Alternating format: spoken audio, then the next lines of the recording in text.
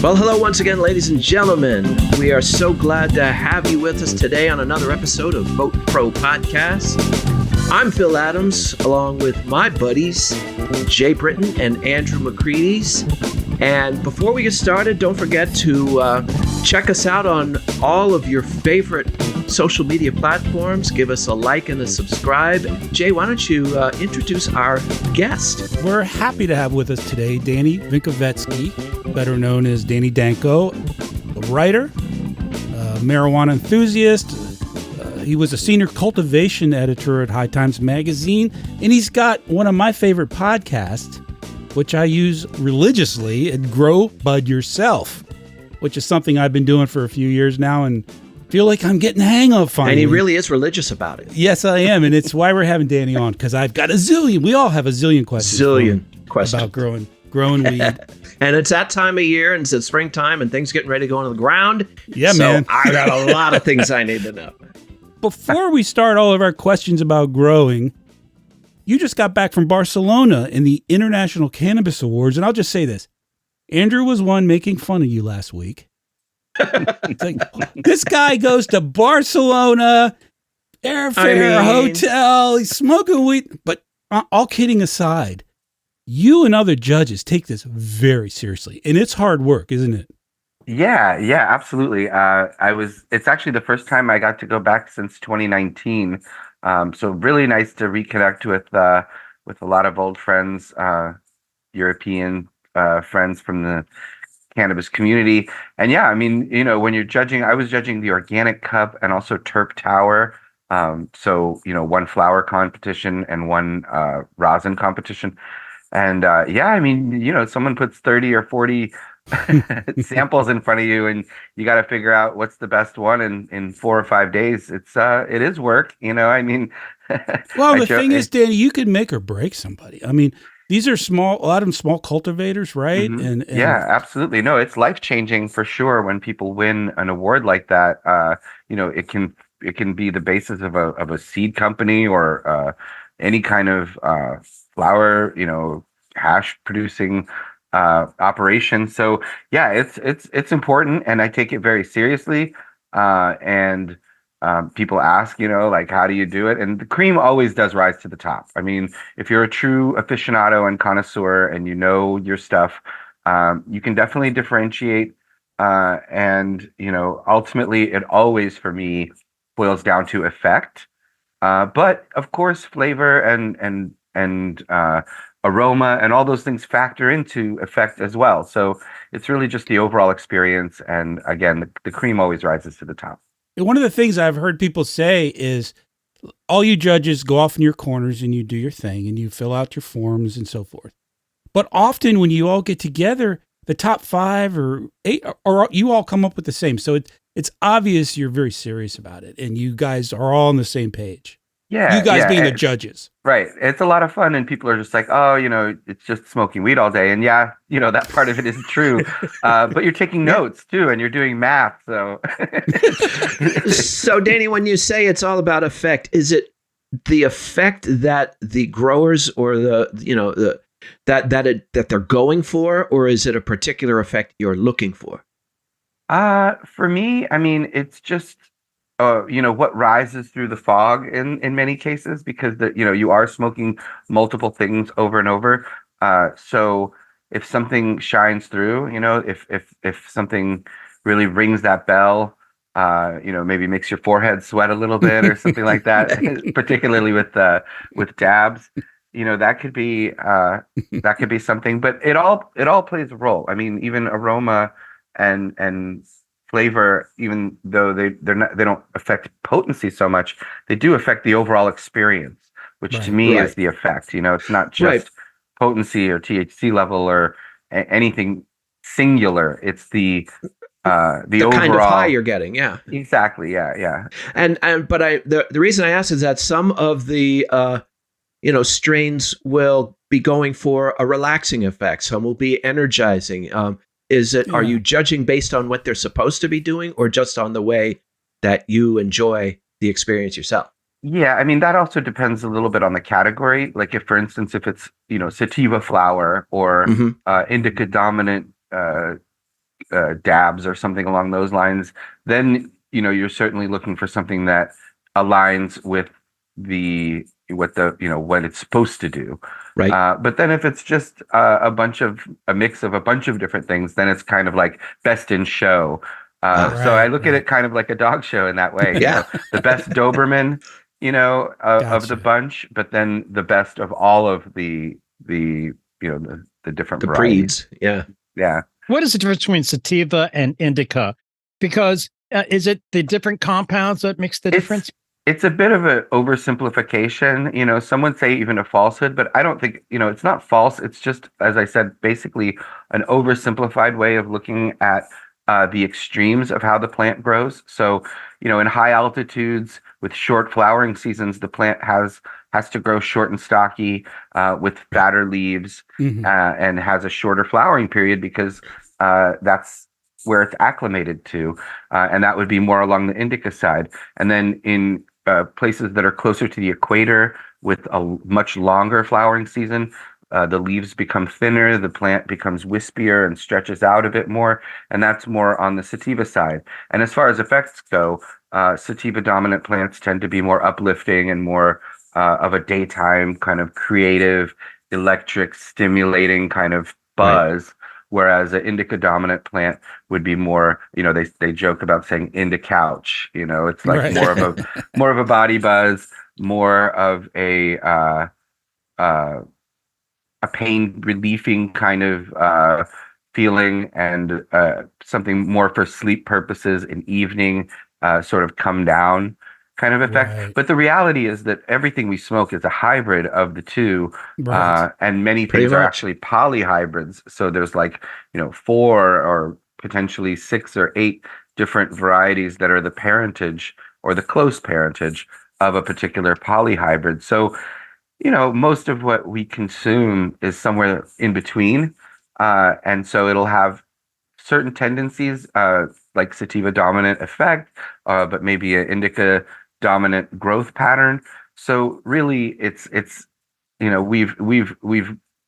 gene pool is so deep at this point that it's an oversimplification, but it's a way to understand the basics of how the plant grows and will affect you. And then of course the different terpenoids and flavonoids and cannabinoids play a tremendous role in how the plant affects different people differently as entourage, well. So the entourage or orchestral sort of effect. Right. The blending of the compounds. Yeah. Absolutely. Well, before we get into specifics, because Andrew and I have grown a fair amount, and Phil is now joining ranks. Now that we're all legal, we can grow plants legally. Here's something I thought of this morning, and I'm going to run this by you before we get into specifics. When we were doing this show a few years ago, and states were just becoming legal, okay, a lot of them were not allowing home grow. And the discussion was, well, that's because corporate cannabis doesn't want the competition. And we poo-pooed that. But now that I'm growing regularly, 3 plants at a time is plenty of weed for me. More than I need, actually. But my point is, if you take it seriously, it becomes a habit. It's something you just want to get better and better at. And I feel like eventually the quality of what you can grow in a tent in your house is every bit as good and a lot of times better than the corporate weed you're getting at dispensaries. So maybe that is an issue for some of these, multi-state, verticals. What do you think? Yeah. Yeah, I mean, I the amount of people who consume versus the amount of people who will actually, grow their own and become self-sufficient. Obviously there's a much larger pool of consumers than there is of home growers. So I don't think it really, cuts into their profits so much. But I think maybe it shames them a little bit because, like you said, the quality of something coming out of a 4x4 tent is almost always going to be better and much cheaper than something out of 100,000 square foot warehouse. Yeah, certainly fresher. And the pricing the pricing structure that they work with is the old prohibition based pricing, in which the price was all in the risk. And now they've turned all that price into the cost of production, Taxes. which includes, the salaries for all these CEOs and CFOs. And True. so the cost for them is, production per gram is still higher. And but in the absence of risk, like you said, if Yeah. home growing is legal, then it really does reduce any of that pressure on the grower, the middleman, the producer, all of the people in the chain. And when you're the home grower, there's no chain. It's just Yeah. you. And so I don't know that it's such a huge financial threat, but I do think that they view it as maybe even like sort of an esoteric threat because Yeah. Right. for Yeah, makes sense. it's pennies to the competition. dollar. Right. It is cheaper, but the quality is better. And, like I said, their pricing structures are just ridiculous when it comes to what it actually costs to create this flower Right. and Well, dry it. they're selling eighths for $60 Right. out of these, 100,000 square foot warehouses. And that's insane because they produce a lot. A lot. Yeah. Yeah, and the reason they have And a those, lot of it's shitty weed. It is. It's just, it doesn't burn that well and it's dry sometimes. And you're paying 50 or $60 for an eighth. yeah, I always say most cannabis, and I would say literally like 99% of what's out there in the world is overfed. It isn't properly dried and cured. Because it's mass produced, all of those things happen on a huge scale, and you end up with, something that tastes like cardboard and really doesn't burn properly. An entire crop of it that way. Yeah. Right. Which, if you're making gummies or vape pens or something, not a big deal. But if you're a true connoisseur, if you really enjoy Right. the experience of grinding a flower, rolling a nice joint, the whole experience, And I do. yeah, then Yeah. but then you want the flavor, you want the aroma, you want the effect, you Burn. want something burning properly Right. to a nice, clean, wispy white ash, and you want to be able to taste it, halfway down the joint or even Right. further down the joint. So that aficionado sort of connoisseur or even medical patient, if you're really concerned about, what you're getting, that part of the market, I think, is shrinking in some ways, but at the same time, something has to produce the product that those people enjoy, and that's typically done on a smaller scale. Just anecdotally, I'm thinking of the people I know in my age group who use cannabis, and a lot of them who do have cards here in Virginia, they go get gummies and vapes, but they're getting their weed from people growing it at home, which I shouldn't say out loud. Not me, but I'm just saying, and because it's better. So every place where cheaper. place where there's legal cannabis still has a vibrant underground marketplace because of the taxes and the regulations and all the hoops that people have to jump through to be part of the legal system, because the people who created the legal system weren't cannabis people. They don't really truly understand what how to provide this plant to people and in a regular fashion. And we've been in the underground. We have no problem going back. Exactly. Now, in the Northeast, you're from New England, aren't you? Yes, I grew up Yeah. in Boston and I live in New York City. Well, I used to live in New York City too. But the Northeast had a sort of a culture of growing. I mean, there were a lot of growers in Maine and as well as the Northeast. Now, we did a story last week about how the Chinese have come in and bought up 270 properties. They're buying farms with suitcases of cash, and they sent $4 billion back to China last year. What do you think about these Chinese coming in and growing? Yeah, I mean, it's along the same lines as, in California, there was always the scare of like the cartel grows and things like that. And, again, those are typically for mass production of some kind. And it's not, I tell people to vote with their pocketbook. So if you're going to purchase cannabis from, the dispensary or the whatever, wherever you're going to get the best quality for the best price, and then you'll see more of that. But if you purchase the cheapest possible cannabis in the, then you're going to get more of that. So I don't Right. let people off the hook. It's like a lot of times people blame the media or the corporations or all of this and that, and it takes the people off the hook. Ultimately, the consumer decides.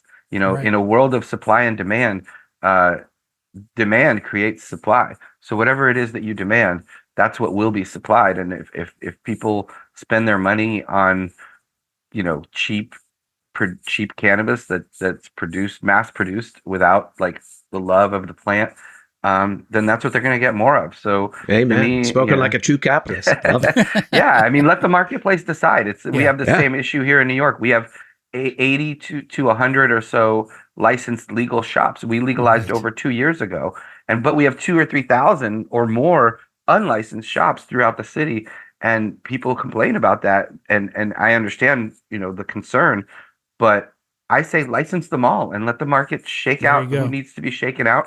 That's true capitalism anyway, and that's what this, Agreed. you know, 100%. Absolutely. and this is that type of product where there are going to be levels of consumers. There's people who really, literally, they just want a vape pen and a gummy, and they want to go to an Apple store or they want it delivered to their house, and that's perfectly fine. But I want to see an alternate, you know, farmers market kind of There you situation go. where home growers have their jars and they can even trade jar for jar with people. And if a consumer that's never going to grow, some people are never going to decide to grow their own. They just don't have the time or the will or the energy. But they can also come to these farmers market type of places and purchase a jar locally grown, with love and living soil, by farmers that they want to support, who then keep that money in our country and in our neighborhoods. And you get what you pay for. And so I don't Yeah, know. I love that. I I can't love that wait. whole vision. Yeah. I love that whole thing. Let's talk about growing for a few minutes now. You use the term living soil a lot. Right. Explain. Right. Well, that's really just a way of going back to nature and trying to recreate what happens naturally outside anyway, because none of the plants you see growing outside in forests and nature are A fed. fertilizer. Yeah, they're not fed with fertilizer or nutrients. There's an ecosystem there, and the leaves fall, and the plants die, and um, animals die, and all of that, and they poop, and all of that Right. is composted over time. And so you go into an old growth forest and you see how things are there with mushrooms are eating the dead wood, worms Right. are going through everything, and there's all these beneficial bacteria and microorganisms. And so And it's lush. it's an entire lush ecosystem, that's self-sustainable. It just keeps feeding itself over thousands and hundreds of thousands of years, and if not longer. And that's what we try to recreate when we do living soil. So rather than using small containers, using larger beds, having an organic or even veganic soil base, and then adding compost teas, brewing things like with indigenous microorganisms, and really it's actually, factory farming has only really truly existed since the end of World War II. It's not something that was a massive thing that we absolutely have to have in order to feed the masses. We have lived without that factory farming kind of system for millennia prior to the end of World War II. And what happened is all these companies, like these big companies that were military contracting companies, ended up with all this excess explosive, which also acts as fertilizer, we know, and created this system as people moved into the suburbs and wanted all their stuff in supermarkets. But it's not an old system. It's not an established way of producing our food and everything. It's just really Just the opposite. it's an It's brand industrial new. way of doing it. It's Right. and it's polluting our rivers, and it's destroying our soil and all of that. So it's Right. living soil is just an alternate way, whether it be with cannabis or fruits and vegetables or anything else, to use less input in. How do you recommend doing that in a tent, for example? I mean, what's In a a good tent, way I to- would say, those sort of cloth beds that they have. So if you have a 3x3 tent, you get a 3x3 I see. bed. You fill that with a soil mix, a nice loose airy soil mix, and then you use techniques like having cover crops. You use no-till farming, so you're not digging up that soil and tilling it between growth seasons. You're basically just adding organic material on top, whether it be compost, any kind of additives that you could use, even things like crushed eggshells and bat guano. There's so many different organic liquid seaweed and things. And then again, brewing your own compost teas and things to just lightly feed that soil and have that balance within the soil. And also, send that soil away for testing so that if there's a deficiency of zinc or boron or whatever micronutrients necessary. They'll give you recommendations of top dressing and certain things to add that will rejuvenate your soil and replenish any missing elements that are necessary for growth. But my whole philosophy is feed the plant lightly. You can always add more. You can always bump up nutrients, but you can't take them away. So lightly feeding is really important. And even though people, of course, I also recommend flushing the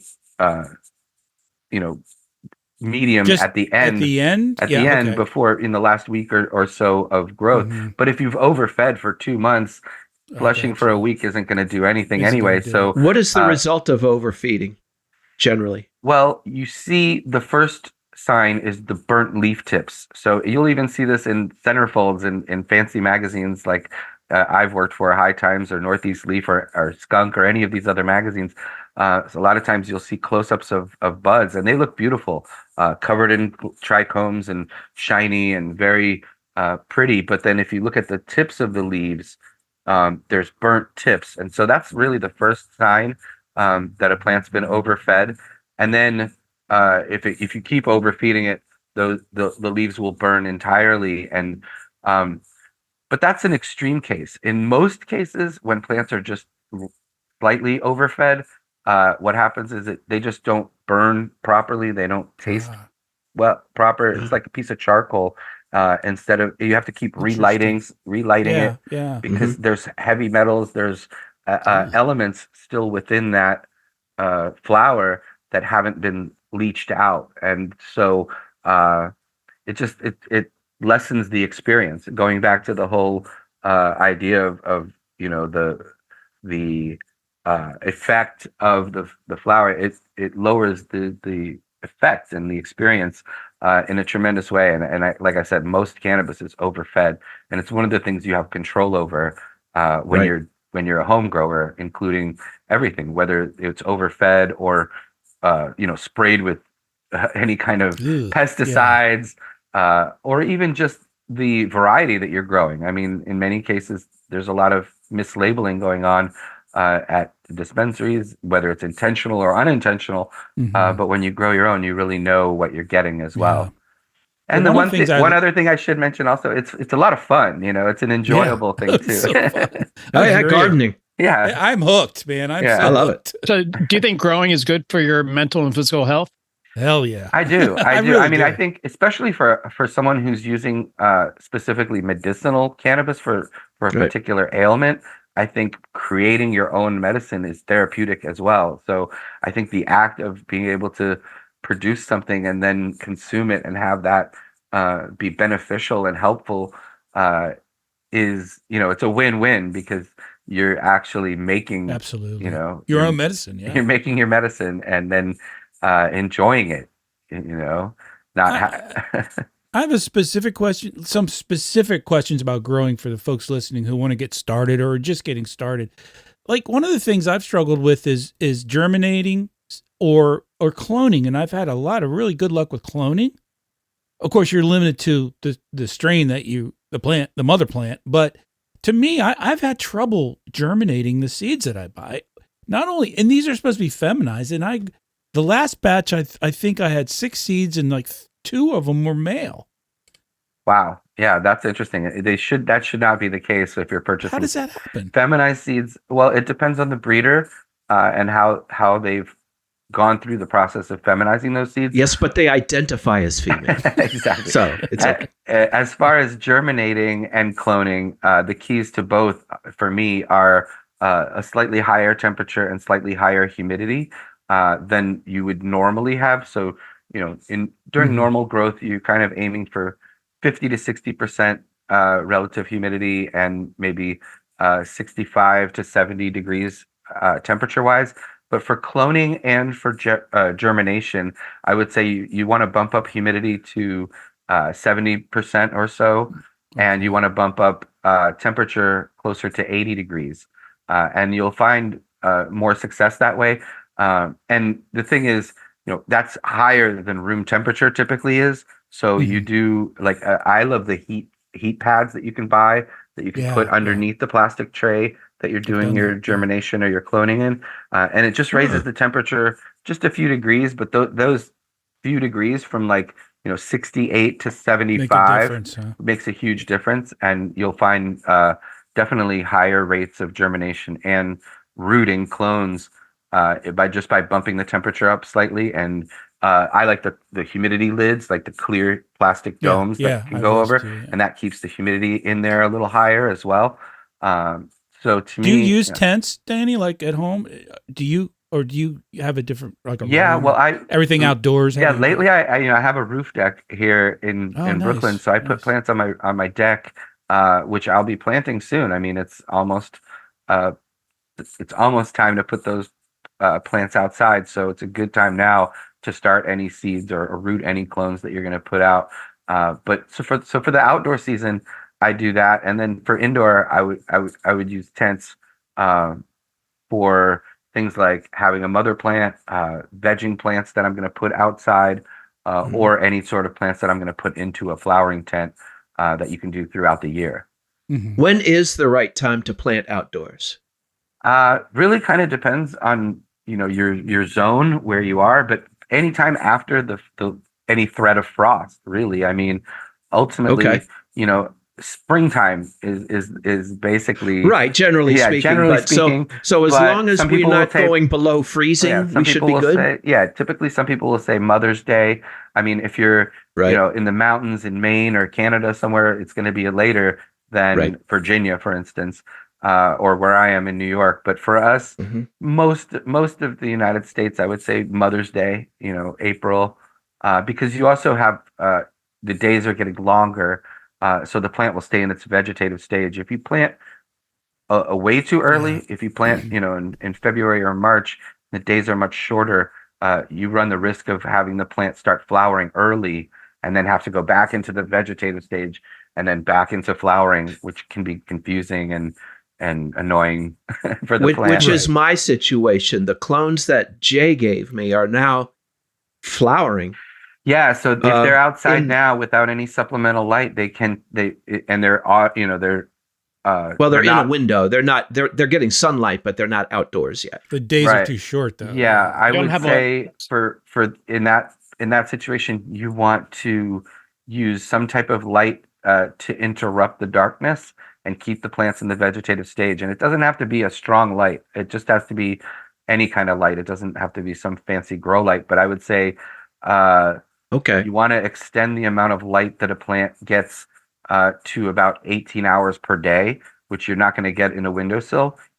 Even in the thick of summer, you're not going to get that much light. So I would say use some type of supplemental lighting to extend with a timer, just like you would in a tent. Until if you leave the plant on the windowsill, eventually it's going to start flowering if it's not given supplemental light to extend the vegetative time.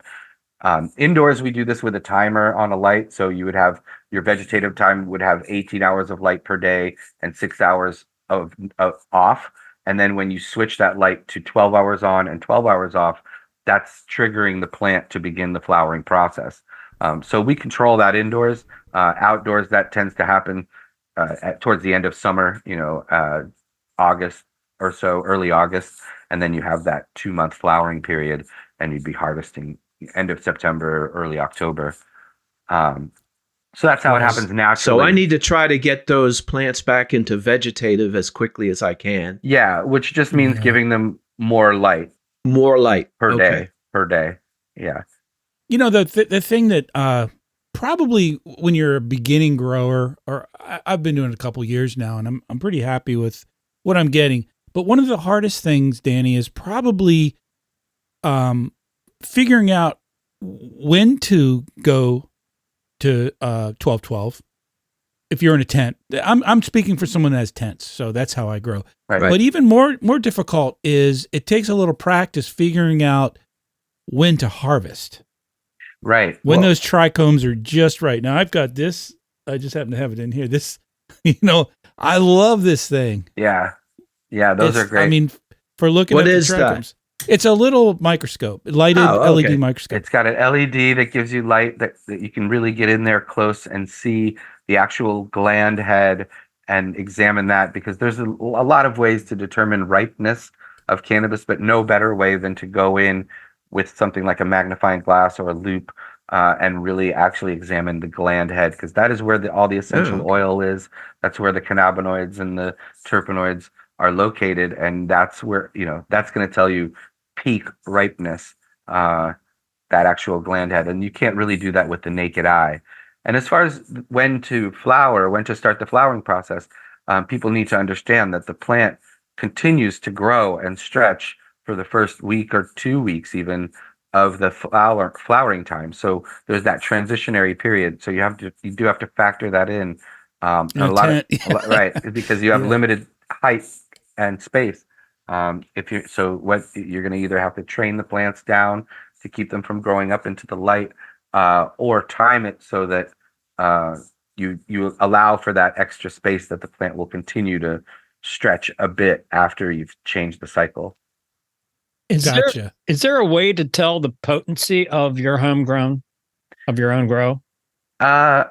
I mean, you can send it away for testing if you want to really know. But for me, it's ultimately the act of consuming it that's going to really smoking of it. Yeah. Yes, because again, THC level isn't it's an oversimplification of the potency process, in the same way that the amount of capsaicin or Scoville units doesn't really truly determine how hot a particular pepper might be, because there's other factors to it and how it affects different people differently as well. So I mean, of course, you could send it away to a lab, and that'll give you actual gas chromatography analysis, which will give you percentages of THC. Is CBD, that expensive? CBN. It can be. It really depends. For the home grower, it might be a little out of their range. If you're competing, or if you're in some type of process like that, a lot of times we'll have, when we were doing cannabis cups in Amsterdam or in States, we would do the lab testing as part of the process for the grower. So that's part of their entry fee, would get them their lab results as well. But there's only so much you can tell from lab results. Jay did a story last week about how there's a gentleman in California went to all these dispensaries, bought all these different strains, and then went and had them tested and had compared that to what was on the label, and they were way off. Way off. That was Colorado. So the bud on top of the plant, you test that, then you test the buds on the bottom of the plant. Are they going to be different? I think they will, yeah, because there's even different harvest windows, and some people will harvest the tops of the plants first and let the plant grow another week or 10 days, and harvest lower branches later, because the way the plant matures. And that also depends on how you grow the plant. If you don't train the plant in any way, it wants to grow like a Christmas tree. So it has that one main cola in the middle and then secondary branches. But if you do any type of training or topping or pruning of the plant during the vegetative stage, it tends to grow more like a bush with more tops. Right, which is what most people like me do in a tent, right? Right, you end up with a bigger yield that way with the training and the topping and even using extreme methods like screen of green, where you're actually putting the tops into different holes in sort of a mesh trellising kind of system. For people wondering, yields. Speaking of yields, you mentioned that. in a tent, a 4x4 or whatever tent, what can people expect? I know what I get, but what can people, I know it depends on the strain, but as a general rule for a, small plant, it's, 3.5 feet tall when you go to flower, what can they expect for a yield, would you say? Yeah, I mean, I tend to tell people, with a 3-month growing period, so you have that 1 month of veg time in a 5-gallon container and 2 months of flowering, so you get 4 harvests a year out of a 5-gallon container. You should be getting a 1/4 pound per plant. That should be sort of a baseline. That's what I got on the last. You could one. certainly Exactly. you could certainly get a little more. Some people, of course, you can get less, but about a 1/4 pound per plant, which is 4 ounces. Yeah, that's exactly what I got from a plant that's about 3 feet tall. And we have a limit here in New York of 6 plants per person or 12 per household. And so the limit is on the number of the plants, That's right? A lot. If you're cycling every 3-4 months, the limit's on the size of the plant. I mean, on the number of plants, but not on the size of the plants. So the other thing that you can do is you can have larger containers and a longer veg time. In that case, if you want to veg your plants instead of 1 month, you want to do a 2-month veg. I would say then double the size of the container, make it a 10-gallon container, and then you're getting 3 harvests a year instead of 4 harvests a year. But you're getting a larger harvest because of that longer vegging time. It gives you more time to build a stretch and grow, a bigger plant. Yeah. So, and then you can have the extreme thing where you could have a 6-month veg time in a 30-gallon container, and 12-foot time. Right. But that also gives you a lot more time for things to go wrong, a lot more work. Yeah, that's true. And a lot more issues that can arise. But I have seen people do that, the extreme. That's nuts. I think, would you agree, from newbies like myself, just been doing this a couple of years, that the most difficult part is probably the curing and drying part? I mean, most critical part. Absolutely. And what are the biggest mistakes, the new growers make with the drying and curing part? Because you can really fuck up, a yield pretty quickly if you do that wrong. Right. Well, the first mistake is harvesting too early. A lot of times, we talked about that briefly, but you got to get in there real close, look at the gland head, make sure the gland heads aren't all clear. And what they do is they go from clear to cloudy to amber. And you want to, I think you want to catch it when they're mostly cloudy. Okay. And so that's the first step, is harvesting at the right time. The second step is drying. So I like to hang dry the plants. If they're not too big, if they're 3 feet or smaller, you can hang dry the whole plant, just removing the fan leaves, but not dry them flat on racks. I think you get like a lot of flat spots and, air distribution that's not even. So hang drying in a cool, dark room. You want to get as close to 65 degrees, as possible. No higher than 72. So that's important because terpenes are very volatile and can be lost to the air. Just when you're smelling a harvest, you're smelling terpenes that are lost to the air. So now there's a lot of moisture in that. About 75% of the weight in water is going to be removed as you're drying the flower. So there's a lot of water being removed into the air. So you want a nice exhaust to pull some of that wet air off. And this also depends on where you live. I mean, so if you're in Colorado, you're fighting the dryness of the air. If you're in Northern California or the Pacific Northwest, you're fighting the wetness of the air. So it also depends where you are, but you want to have that humidity level, or relative humidity, around 50% or so. And that should take at least 7 days of the hanging and the drying. And then the time for the curing process. So I would then trim off all the excess sugar leaf after the buds feel dry on the outside and the stems actually snap instead of bending. At that point, you're ready for the curing process. And that's when you do that secondary trim and cutting those flowers off the branches and putting them into glass jars. You don't want to do this in Rubbermaid tubs or any kind of plastic or baggies. You want glass jars that are sealable, and you seal those what seemingly dry buds into a jar and come back and open it up an hour or two later, and they're moist again. That's that inner moisture from the flower coming out and being basically sort of drawn out and sweated out from the middle of the flower to the outside as the moisture inside the jar evens out. And then when we call it burping the jar, every day or two, you open that jar up, replenish the air, let that wet air out of the jar. And so you take a big whiff of it. Yeah, absolutely. And you're slowing down the curing process, or the drying process, by curing the flower. And curing is a little bit of a misnomer because you're just slowing the drying process down. It's an aging process. And what's happening is the chlorophyll is breaking down, that green grassy taste that you get from really fresh cannabis. And you're removing some of the undesirable tastes and things, and accenting the essential oils as they dry and cure inside that jar. And then that process can take a month or two of curing, and then the plant is really ready to consume. And so if you put that into the jar too early, you run the risk of mold and an ammonia smell, and almost like composting inside the jar, because there's too much moisture. And if you put it in there too late, you run the risk of it just being kind of like dry dust and just crumbling into dust. So that's the mistake that people make. And that's something that commercial growers don't even do. Really? Most big grows don't. They just dry and package. They don't dry and then cure.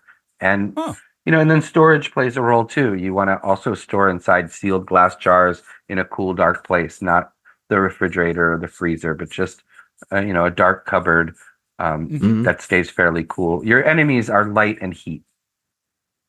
That degrades THC, and when THC degrades, it degrades to CBN as well, which is very narcotic and lethargic. And for some people, that's desirable too. So people will harvest late, and then go through a longer curing process if they want something that's. They want to build up the CBN. Right. Yeah. Right. What do you think about the live rosin?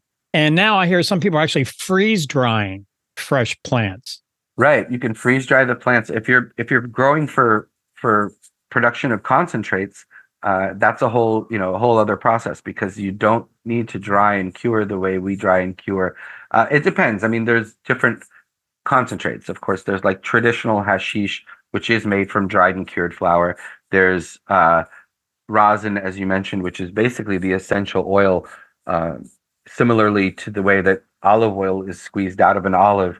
If you squeeze a cannabis flower, or if you squeeze cannabis unpressed trichomes, those gland heads we talked about, if you collect those gland heads and then press them with extreme pressure and low heat, that's how you get that rosin, like a dabbable product that isn't made using any sort of solvents, because that's the other alternative. I mean, if you're using something like butane or hexane, which I definitely do not recommend for anybody other than chemists in a laboratory.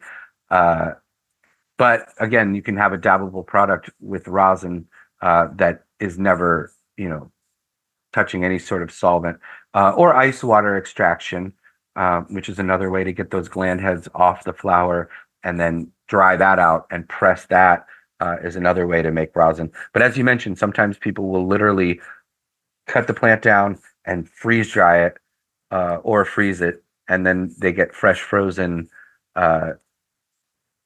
extractions out of that flower or leaf that's frozen. So there are amazing amount of different things you can do with the plant. I mean, of course, there's all the edibles and topicals and things that you can create, but the concentrate world is wild. And again, I judge Turp Tower as well as the Organic Cup over in Barcelona, and judging concentrates these days is how do you keep your it shit is serious together? business. Yeah, I'm sorry. For 4 days. Yeah, and I mean, it's really, to me, it's the essence of the flower. That's really what you're after. So when we talked about yield, for me, yield isn't really yield in weight. It's really yield in production of essential oil. Right. Yeah. Gotcha. Yeah. Yeah, I just don't know how you do that. Like for 4 days, just doing concentrates and trying to. I mean, I couldn't even fill out the forms. So when You're you a professional.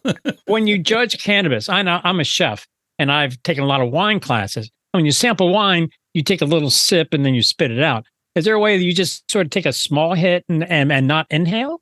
Yeah, I mean, I have sort of it depends on the amount of time that I have. If I have, a week or more to do the testing, I tend to do it in joints, and because for me that's like my Right. preferred way.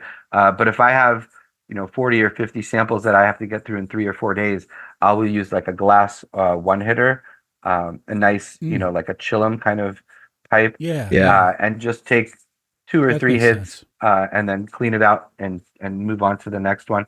Interesting. And that way, just get an idea of the flavor and the burnability and the effect. Uh, and some of it just comes from before you even smoke it. I mean, just grinding it up and or Smelling it looking at and- it. I can see Yeah. in many cases if it's Oh, yeah, overfed okay. or if it's harvested early or late. And that's all part of it, all things that factor into the quality of the experience. Now, I've heard some people saying when they harvest, they'll cut off like the top 90% and can you re-veg that root ball? You can. I mean, it's not. It's diminishing returns. You're not going to get as much of a yield off a plant the second time you do that. But the way to do that is like you said, to harvest the plant, but leave some leaves on there, leave some fan leaves, leave some nodes and some branches, and just harvest the flowers, and then put that plant back into a vegetative light cycle. So 18 hours or more of light per day, and then you'll see shoots coming out. That's a great way to save a plant. If you want to have a mother plant that you're going to take clones from, and you flowered something that it's amazing and it Yeah. smokes Gotcha, great, yeah. but you don't have any more seeds of that. You don't have any other genetic representation of it. It's a great way to save it and then be able to then take clones and grow those out if you want to have. Okay, that's smart. Yeah, And that makes to sense. keep a plant from getting too tall, can you illuminate it only from the top, but from the sides? Yeah, I mean, there's so many different ways to prune a plant and keep it short and stocky and bushy. It's just similar to bonsai. You just Right, the right. the more you cut, the more it stays short and bushy and stocky. Yeah. And that's definitely something you want to do with mother plants, is keep them short and stocky so they don't take up too much space, and you can get lots of clones off of a smaller plant rather than having some big, Right, 6-foot monster right. plant that you're taking just a few clones from. Do you grow anything other than weed? Oh, absolutely. Actually, you could see, well, we're on audio, but even behind me, I have a Wardian case with orchids, Oh yeah, cool. African Oh, wow. violets. Yeah. I grow Well, those take real expertise. vegetables, Yeah, fruits. man. I try to grow tropical plants. Like I have That's a cool. mango tree behind me here.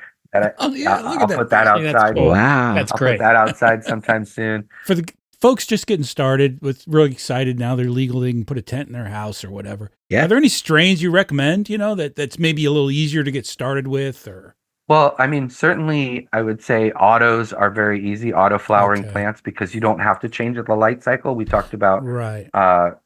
using a timer to change the light from 18 hours Right. on to 12 hours on. Mhm. You don't have to do that with autos. They flower automatically. They reach a certain height and just flower. So you can keep the light on 18 hours a day. That's a good way to understand the process and get started, and fairly foolproof, because That takes all the fun out of it, Dan. a little bit. And I mean, At the way least that in my the way eyes. that autos are made is the breeding process also tends to reduce potency level a little bit, because the ruderalis, the plants that they cross that make the plant flower automatically, are low potency plants. But they've I improved see. they've improved on that a lot, and potency of autos has improved tremendously since the original autos came out 15, 20 years ago. And there's also feminized seeds. We talked about that briefly, but there's seeds you can grow where the breeder has bred them in a way that they should be all females. And that way you're not wasting time growing males. If you grow regular seeds, they're going to be about approximately 50-50 males to females. So you're going to spend going to waste some time and energy and nutrients ass. growing males that you're going to ultimately have to destroy before you flower the plants. Right. So I would say start with, autos or feminized. Start with seeds. You can start with bag seeds, even just if you happen to find seeds in a bag or anything like that, just to understand the process and see how the germination process works, what a plant does during vegetative stage, what the flowering process looks like. That's important. And I would also say, that's a cheaper way to get started. Some of these seed packs can be hundreds of dollars for 10 seeds, Right. Wow. So that's why I clone. There's a significant investment being made there. So I would, start with cheaper stuff, get to know the process. And one of the biggest mistakes I think people make is that they hang the light at the top of the tent and they put the plants at the bottom and they let the plant grow to the light. If you have 3 or 4 feet between the light and the plant is going to stretch out tremendously. So lower the light to a foot or so above the plant, depending on the light. Move it and move the light up as the plant grows. If you can't do that and the light has to be fixed, then raise the plant and lower it as it grows. Somehow. But either way, that distance between the top of your plant and the bottom of your light source, that's an important thing to maintain properly. You don't want the plant to stretch, especially when it's a young seedling. Every inch that it stretches when it's young is a foot once that plant grows much, much bigger. What you learned from growing marijuana, do you use that in growing other things? Oh, absolutely. My love of growing anything came from my love of marijuana, and now I'm obsessed. I'm rooting cuttings in the windowsill of plants. I don't pay for house plants or any kind of, that's the same techniques, the same cloning techniques, the same germination, propagation. It's plants want to grow, and all you got to do is give them the right environment and show them a little love, and they'll do it. Well, I think everybody wants to know just one last question. What's your favorite strain? It changes day by day, but I think Desert Island, I think I would pick Strawberry Cough, just because I know it. I love it. I love growing it. I love the effect of it. And it really just, even the smell that it leaves behind in the room, it's like incense. And the real Strawberry Cough, I love it. And that's the strain I would put the most time and energy into producing. Excellent. Well, you mentioned that last time you were on, so that must be a good one. Check that one out. Yeah. Where do you recommend to get seeds from? The reputable seed banks, places that have been around. I mean, I have my sponsors. I could mention seedsherenow.com is a great place to get them. There's over 70 different breeders that are under that umbrella. But there's many other sources. Just make sure that they're vetted and that they have good customer service and that they're, still in their breeder packaging directly from the people who produce the seeds themselves. There's a lot of fly-by-night operations out there, some scammers. Yeah, absolutely. So, do your due diligence. So, Danny, where can folks get in touch with you if they have more questions? Yeah, so my Instagram is Danny Danko HT with an HD at the end. You have to spell it out exactly to find me because I'm shadow banned on there. But okay, yeah, you too. Yeah, okay, we'll put that in the show description. Everybody in our industry you have to spell it out. That sucks.